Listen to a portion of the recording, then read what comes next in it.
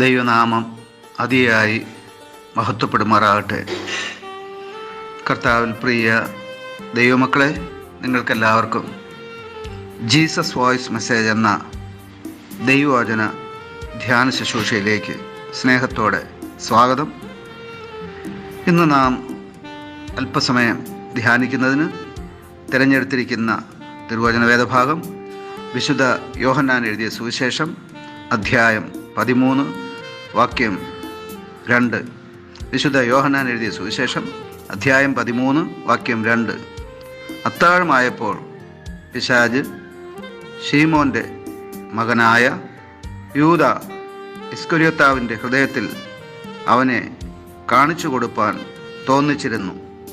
കർത്താവിൽ പ്രിയരെ, നാം വായിച്ചു കേട്ട വിശുദ്ധ യോഹന്നാൻ എഴുതിയ സുവിശേഷം 13-ാം അധ്യായം 2-ാം വാക്യം ഈ വർഷത്തെ നോമ്പുകാല ധ്യാന ചിന്തകളിൽ ഇന്ന് നാം ധ്യാനിക്കുന്നത് 17-ാമത്തെ സന്ദേശമാണ്. ഇവിടെ നാം ക്രിസ്തു ശിഷ്യനായ യൂദാസിനെ കാണുകയാണ്. ഈ യൂദ ഇസ്കര്യോത്താവ് യേശുവിനെ കാണിച്ചു കൊടുക്കുന്ന ചിത്രമാണ് ഇവിടെ പരിശുദ്ധാത്മാവ് നമുക്ക് നൽകുന്നത്.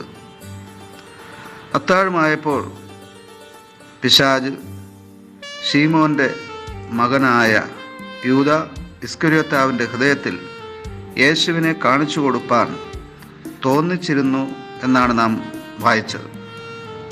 തോന്നലുകളാണ് ഇവിടെ നാം കാണുന്നത്. നമ്മുടെ മനസ്സിൽ പലവിധ തോന്നലുകൾ വരാം.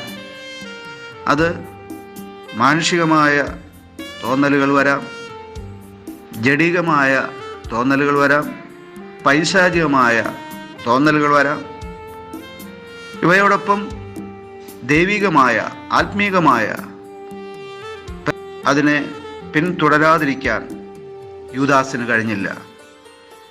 നമുക്ക് ഈ നോമ്പുകാല ധ്യാനത്തിൽ ഈ സന്ദേശത്തിലൂടെ പരിശുദ്ധാത്മാവ് നൽകുന്ന ദൂത് തോന്നലുകളെ പിന്തുടരാതിരിക്കാം എന്നുള്ളതാണ്. അത് തോന്നലുകളെ പിന്തുടരാതിരിക്കാം.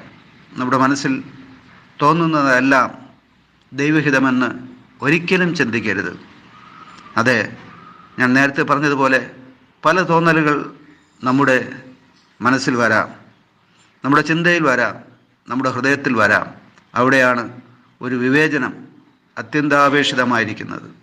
എൻ്റെ മനസ്സിൽ തോന്നിയ ആ ചിന്ത ദൈവികമോ പൈശാചികമോ?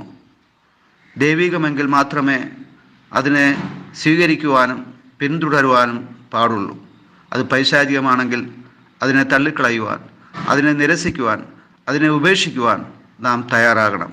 ഇല്ലെങ്കിൽ യൂദയ്ക്ക് പറ്റിയ അതേ അബദ്ധം നമുക്കും പറ്റാം.